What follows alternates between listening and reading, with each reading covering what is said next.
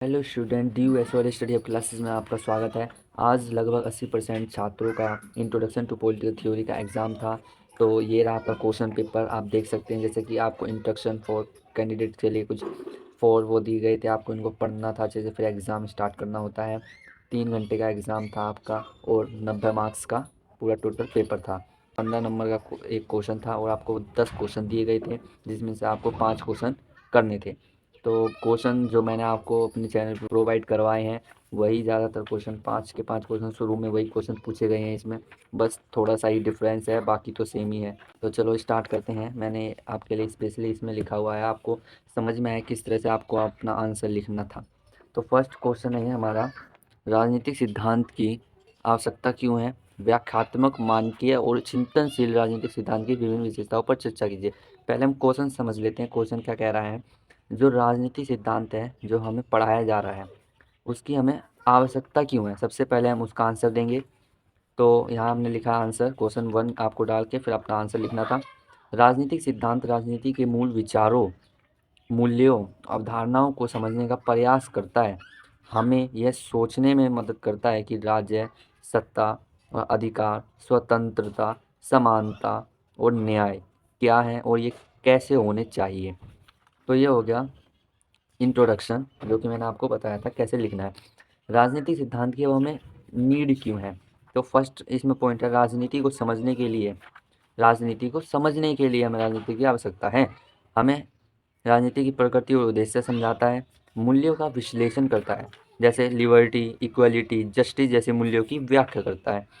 Third point है आलोचनात्मक सोच। ये हमें सरकार और नीतियों को आलोचना करना सिखाता है, नीतियों की आलोचना करना सिखाता है।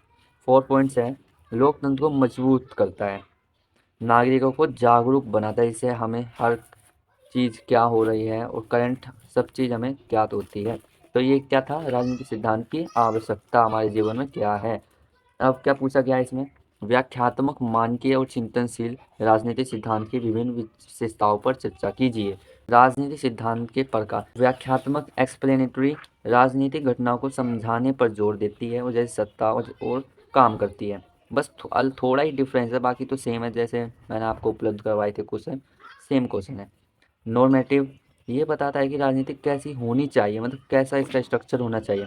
और चिंतनशील, ये तो पता है, राजनीति पर दार्शनिक चिंतन करता है, जैसे अरस्तु हो गया, प्लेटो हो गया, लास्की हो गया, बाशबी हो गया, गर्नर वगैरह। तो लास्ट में निष्कर्ष दे देंगे, राजनीतिक सिद्धांत हमें न केवल राजनीति समझने बल्कि बेहतर समाज बनाने की दिशा प्रोवाइड करवाता है। First question complete. Second question है हमारा, अधिकारों को परिभाषित करें। नागरिक, राजनीतिक और सामाजिक अधिकारों के बीच क्या अंतर है?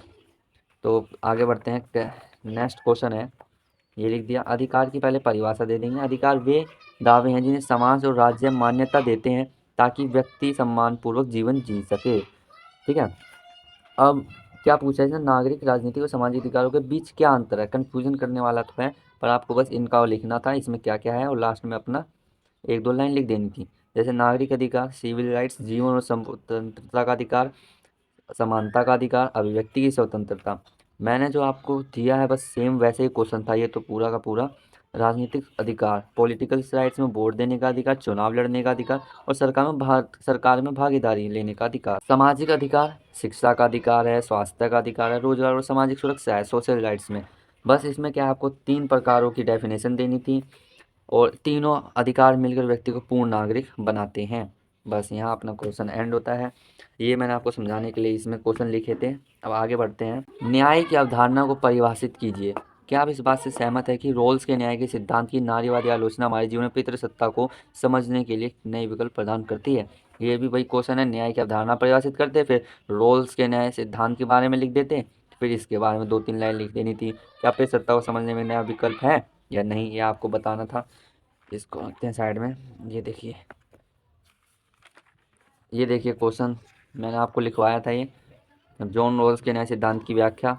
बस आपको ये लिखना था, पहला सिद्धांत और दूसरा सिद्धांत, और आपको बता दें पितृसत्ता में नए विकल्प देता है या नहीं। देखो, न्याय की अवधारणा, न्याय का अर्थ है समानता, निष्पक्षता और अधिकारों का उचित वितरण। रोल्स का न्याय सिद्धांत लिख देना था, फेयरनेस, समान स्वतंत्रता, कमजोर वर्ग के लिए विशेष अवसर प्रदान करता है। नारीवादी आलोचना क्या थी? जॉन रोल्स की। रोल्स ने परिवार को न्याय के दायरे में तो रखा ही नहीं, घरेलू श्रम को नज़रअंदाज करा इन्होंने और जो पुरुष सत्ता है उसकी समस्या पर कम ध्यान दिया। तो हम क्या कह सकते हैं, तो नारीवादी आलोचना समाज में पितृसत्ता को समझने के नए रास्ते देती है। क्वेश्चन 4 क्या है हमारा, स्वतंत्रता की सकारात्मक और नकारात्मक अवधारणा में तुलना कीजिए। मतलब लिबर्टी की नेगेटिव एंड पॉजिटिव स्वतंत्रता मेंशन करनी है। तो ये भी आपको मैंने करवाया था क्वेश्चन, अगर आपने ध्यान से पढ़ा होगा तो। नकारात्मक स्वतंत्रता क्या है, देखो मतलब इसमें व्यक्ति का मंशा कार्य करने में सक्षम है, ठीक है, राज्य इसमें कम दखलंदाजी करता है और इस बाहरी हस्तक्षेप से मुक्त है मानव। और सकारात्मक स्वतंत्रता क्या होती है, इसका मतलब है अपनी क्षमता विकसित करने की स्वतंत्रता।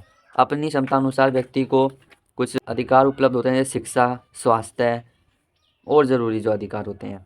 इनमें अंतर क्या है, देखो नेगेटिव लिबर्टी क्या है, फ्रीडम फ्रॉम, मतलब नेगेटिव लिबर्टी का क्या मतलब है, फ्रीडम से है, और पॉजिटिव लिबर्टी का फ्रीडम को है, समझे। क्वेश्चन विपरीत समानता की अवधारणा प्राचीन से आधुनिक राजनीतिक सिद्धांत तक कैसे विकसित हुई, बस उसी को मेंशन करना था आपको। मतलब इसमें समानता की डेफिनेशन दे देते पहले, तो प्राचीन काल से आधुनिक राजनीतिक सिद्धांत तक कैसे विकसित हुआ।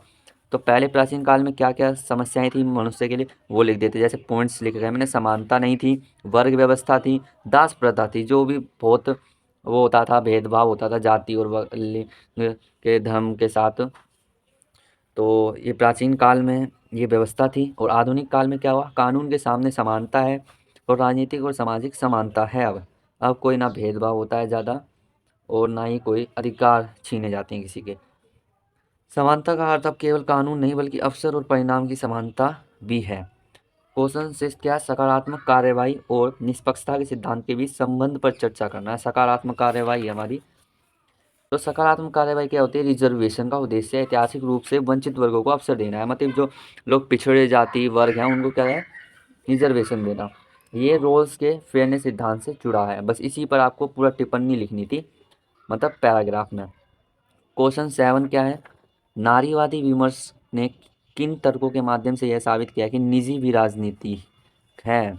मतलब निजी भी राजनीतिक है। आप देखें नारीवादी तर्क, घरेलू हिंसा भी राजनीतिक मुद्दा है इसमें, परिवार में शक्ति संबंध है, निजी जीवन में भी असमानता है।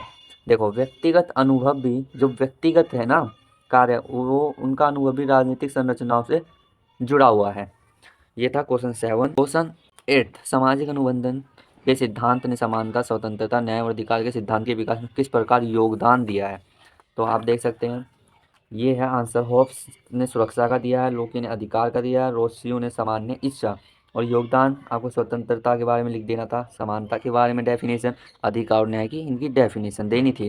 क्वेश्चन 8 यहाँ कवर हो जाता है आपका। और क्वेश्चन 9 है, अभिव्यक्ति की स्वतंत्रता और सेंसरशिप के बीच संबंधों की व्याख्या कीजिए। देखिए अभिव्यक्ति क्या है, अभिव्यक्ति की स्वतंत्रता लोकतंत्र की आत्मा है, लेकिन सामाजिक व्यवस्था बनाए रखने के लिए सेंसरशिप भी जरूरी हो जाता है।